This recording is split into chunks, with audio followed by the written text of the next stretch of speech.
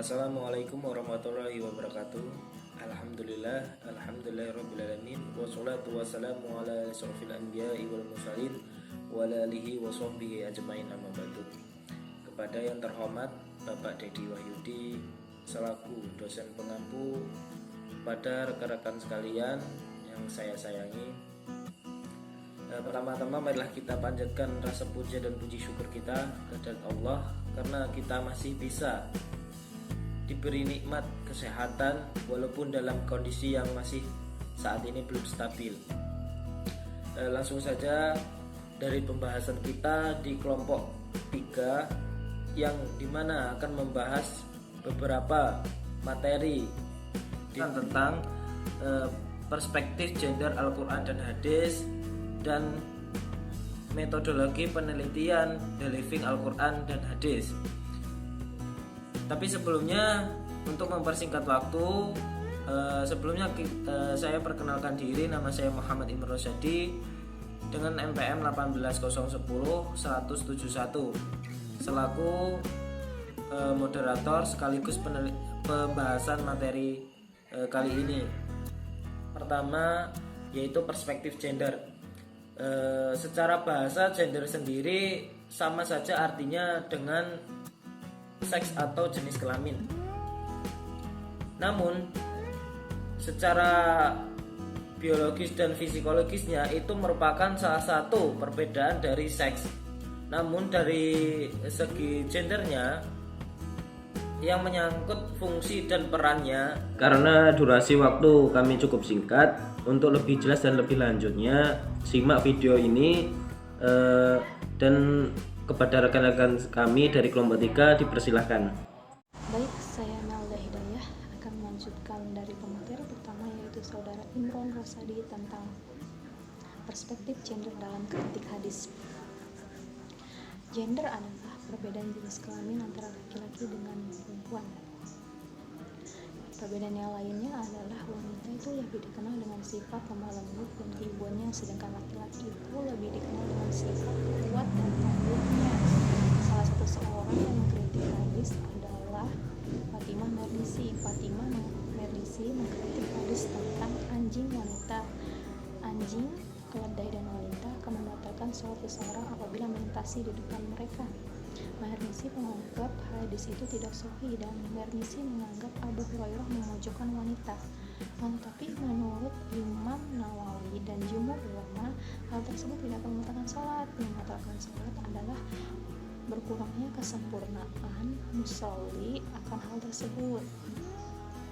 Penyebutan wanita dan 2 binatang itu bukan untuk melecehkan wanita, tetapi latar belakang peristiwanya yang sedang sholat adalah kaum laki-laki, yang melintasi adalah kaum wanita dan 2 binatang itu.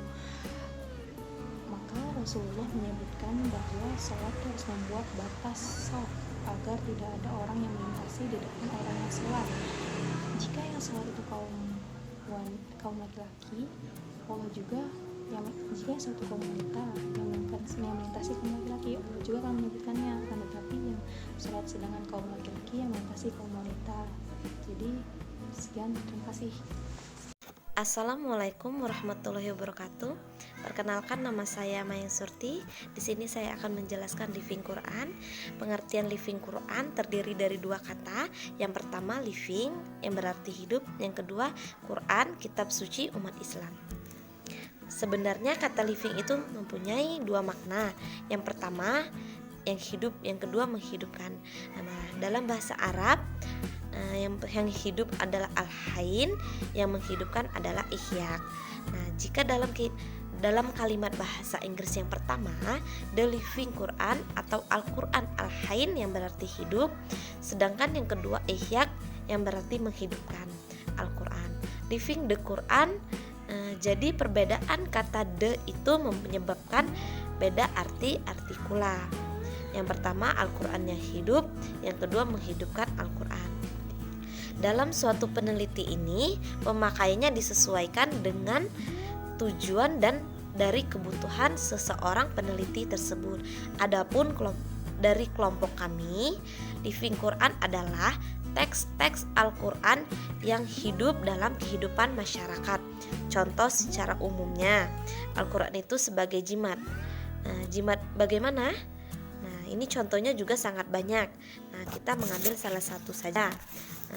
Contohnya ketika kita merasa takut, misal kita merasa ada sesuatu hal jin yang berkaitan dengan jin, kita ini punya pendapat dan dari orang-orang terdahulu juga benar begini, jika merasa takut maka membaca ayat kursi dan ayat pendek lainnya, dan masih banyak lagi. Nah, pada intinya Living Quran itu sendiri adalah teks-teks Al-Quran yang hidup dalam kehidupan masyarakat setempat. Di sini saya akan menjelaskan tentang materi penelitian ilmiah di dalam kehadiran Al-Quran dalam kehidupan masyarakat. Nah, penelitian tentang kehadiran Al-Quran di dalam masyarakat ini secara garis besar dibagi menjadi 3 kelompok penelitian. Yang pertama yaitu penelitian yang menempatkan Al-Quran sebagai objek yang disampaikan oleh Amin Al-Ghaufi, yang selanjutnya diikuti oleh Bin Al-Shadhi menggunakan istilah dirosat al-nas yang mencakup ada 2 pembahasan. Yang pertama yaitu ialah faham al-nas atau disebut dengan pemahaman teks, dan yang kedua adalah dirosot mahau al-nas. Hal ini didasarkan pada keberadaan Al-Quran di dalam setiap kehidupan masyarakat yang mencakup kejadian-kejadian yang ada di dalam masyarakat.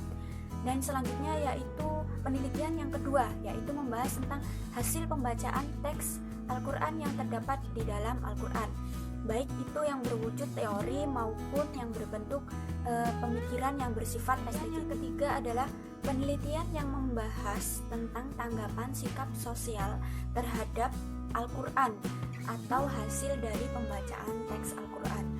Nah, penelitian yang memberikan perhatian atas tanggapan seseorang di dalam arti itu sebagai tanggapan masyarakat.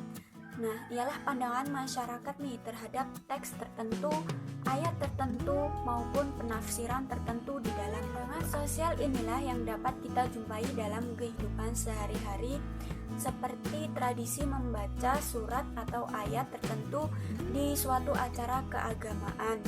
Nah, metode penelitian yang ketiga inilah dalam era modern ini disebut dengan Living Quran. Assalamualaikum warahmatullahi wabarakatuh. Saya Lia Anita. Di sini saya akan menjelaskan tentang materi The Living Al-Quran atau biasa disebut dengan fenomena sosial budaya. Living Al-Quran. Living Al-Quran juga bisa dimaknai sebagai teks Al-Quran yang hidup dalam masyarakat. Pendekatan ini menggambarkan proses interaksi antara manusia terhadap Al-Quran. Tidak hanya sebatas pada pemaknaan teksnya saja, namun lebih ditekankan pada aspek penerapan teks-teks Al-Quran dalam kehidupan sehari-hari. Secara antropologis, melihat fenomena ini itu sebagai suatu sosial budaya, yaitu sebagai sebuah gejala yang berbentuk pola perilaku individu yang hadir dari dasar pemahaman mereka tentang Al-Quran. Fenomena ini yang kemudian dijadikan suatu objek kajian, yang dimana Al-Quran itu bukan lagi sebagai kitab, tetapi perlakuan manusia terhadap Al-Quran, dan bagaimana pola-pola perilaku yang dianggap didasarkan pada pemahaman mereka tentang Al-Quran itu diwujudkan.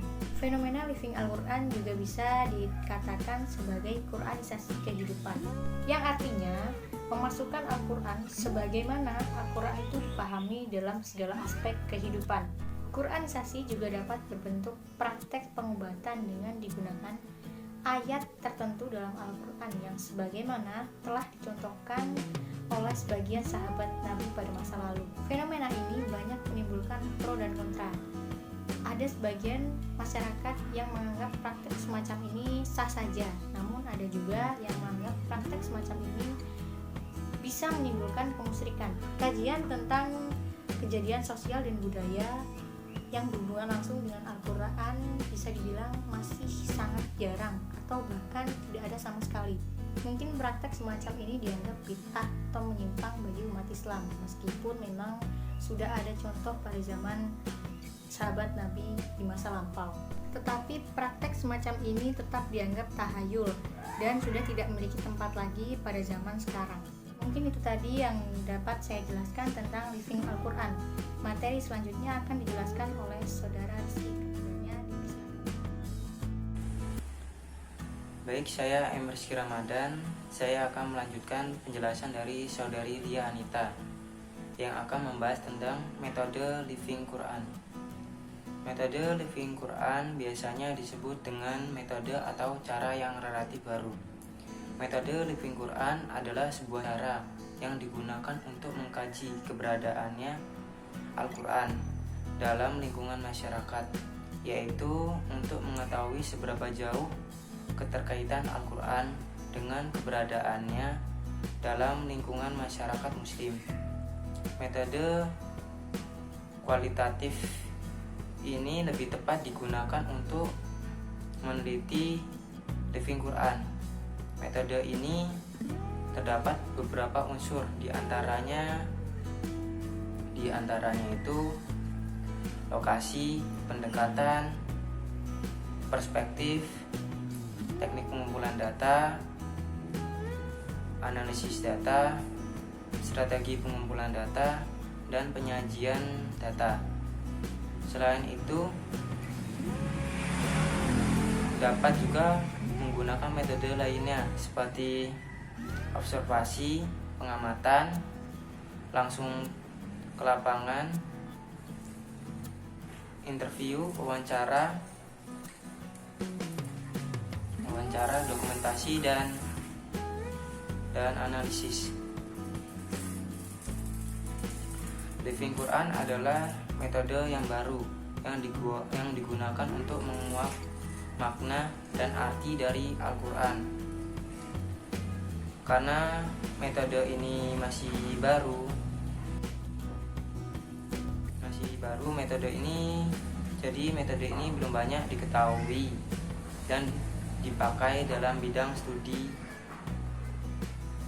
Al-Quran, sehingga metode ini belum banyak dipergunakan sebagai acuan untuk mengkaji ayat Al-Quran.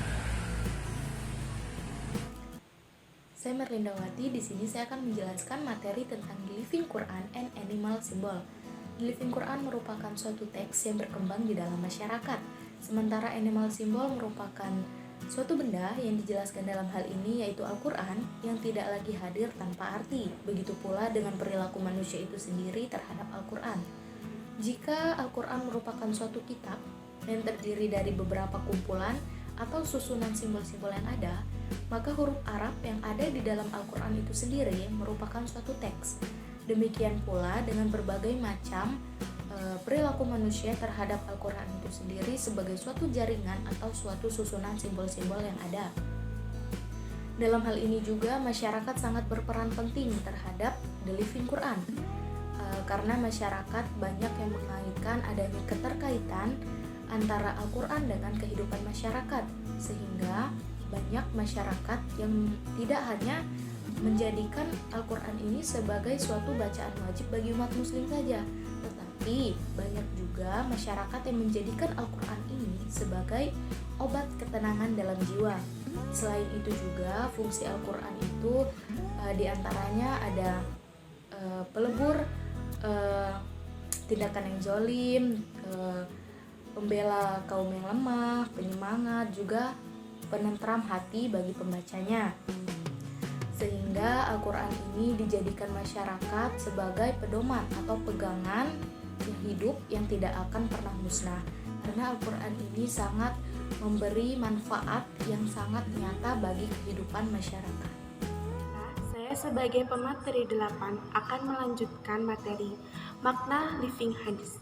Metode yang digunakan guna memahami kandungan hadis terbagi menjadi 3. Yang pertama, interpretasi tekstual, intertekstual, dan konteks tekstual. Interpretasi tekstual adalah pemahaman terhadap matan hadis atau isi hadis yang berdasarkan pada teks hadis tersebut, baik yang diriwayatkan secara lafaz ataupun dengan memperhatikan bentuk dan cakupan makna. Interpretasi inilah yang pada tahap pertama digunakan untuk menggabungkan pengertian yang terkandung atau yang terdapat dalam sebuah kata pada tahap berikutnya, guna mendapatkan kesimpulan yang terkandung dalam sebuah kalimat yang membentuk makna hadis. Selanjutnya, interpretasi intertekstual. Julian Kristeva memperkenalkan istilah intertekstual sebagai kunci untuk menganalisis sebuah teks. Interpretasi kontekstual secara bahasa dapat dipahami sebagai kontekstual yang berasal dari bahasa Inggris, yaitu konteks yang mempunyai arti bagian dari teks ataupun pernyataan. Secara istilah, kontekstual adalah sesuatu yang berhubungan dengan konteks. Dalam Kamus Besar Bahasa Indonesia, konteks tekstual adalah sesuatu kalimat yang dapat mendukung kejelasan makna. Baiklah, inilah yang dapat saya sampaikan.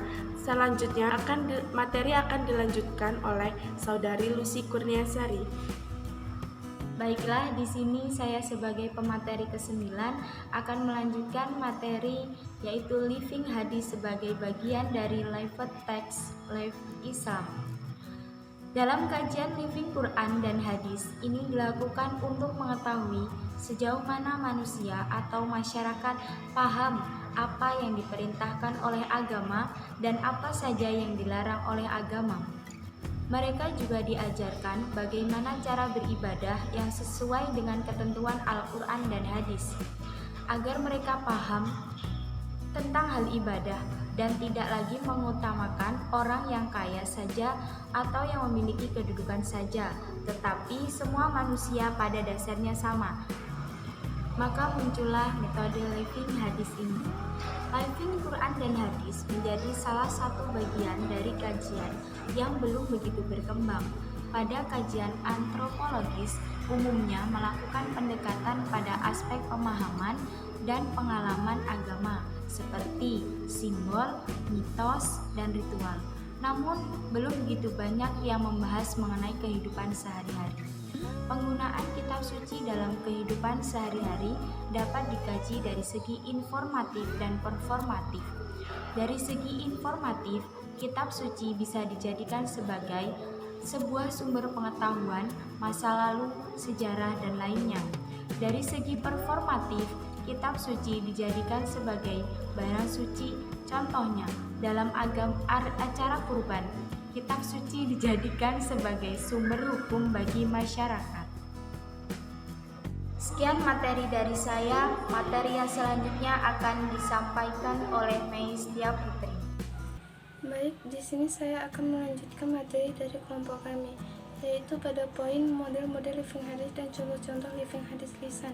Yang pertama yaitu tradisi tulisan. Salah satu di antaranya adalah yang bukan hadis melainkan sebuah slogan atau kata mutiara, tetapi masyarakat menganggapnya sebagai hadis. Salah satunya tentang kebersihan, itu sebagian dari iman. Yang kedua yaitu tradisi lisan. Tradisi lisan sendiri sebenarnya muncul seiringan dengan praktik yang dilakukan di kalangan pesantren yang kiainya hafiz Al-Quran. Yang ketiga yaitu tradisi praktek. Tradisi praktek biasanya dilakukan oleh umat muslim yang mengerjakan sholat 5 waktu dan kewajiban umat muslim untuk menyampaikan ajaran-ajaran yang dibawa oleh Nabi yang terdapat pada Al-Quran. Selanjutnya saya akan menjelaskan contoh-contoh living hadis. Yang pertama yaitu bacaan dalam melaksanakan sholat subuh di hari Jumat.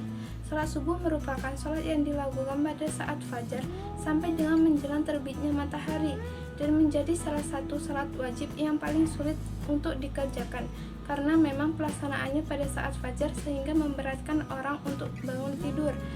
Bacaan dalam melaksanakan sholat subuh di hari Jumat. Bacaan yang dibaca dalam kalangan pesantren adalah Hamim Al-Sajjadah dan Al-Insan. Yang kedua yaitu tahlil. Tahlil merupakan salah satu tradisi keagamaan yang banyak ditemui di dalam masyarakat. Tahlil biasanya diadakan saat ada seseorang yang meninggal dunia, maka tahlil akan dibacakan sampai hari ketiga atau hari ketujuh setelah meninggal dunia. Tahlil biasanya sebuah sebutan untuk sebuah acara berzikir atau berdoa atau bermunajat kepada Allah. Yang ketiga yaitu membaca kunut pada sholat subuh. Menurut mazhab Syafi'i, kunut itu harusnya dibaca pada saat rakaat kedua atau terakhir setiap sholat subuh dan dikerjakan setelah ruku, dan kunut juga dianjurkan pada setiap terjadi musibah yang menimpa umat Islam di mana saja ataupun tidak terjadi musibah. Yang keempat yaitu sholawat. Dalam rangka mengamalkan perintah agama tersebut, ada banyak cara yang dilakukan dengan berbagai macam tujuan dan maksud baik yang bersifat keagamaan atau kemasyarakatan. Contohnya yaitu seperti menumbuhkan silaturahmi antar masyarakat dan tradisi di sebuah berangsur-angsur ada sejak lama dan sejak zaman dahulu. Demikian isi presentasi kelompok kami. Semoga apa yang kami sampaikan dapat bermanfaat bagi kita semua. Jika ada kekurangan atau kesalahan dalam menyampaikan materi, kami mohon maaf sebesar-besarnya, karena kesempurnaan benar-benar milik Allah Subhanahu wa taala. Akhirul kalam, subhanaka Allahumma wa bihamdika asyhadu alla ilaha illa anta astaghfiruka wa atubu ilaik. Wallahu muwafiq ila aqwamit thoriq. Wassalamualaikum warahmatullahi wabarakatuh.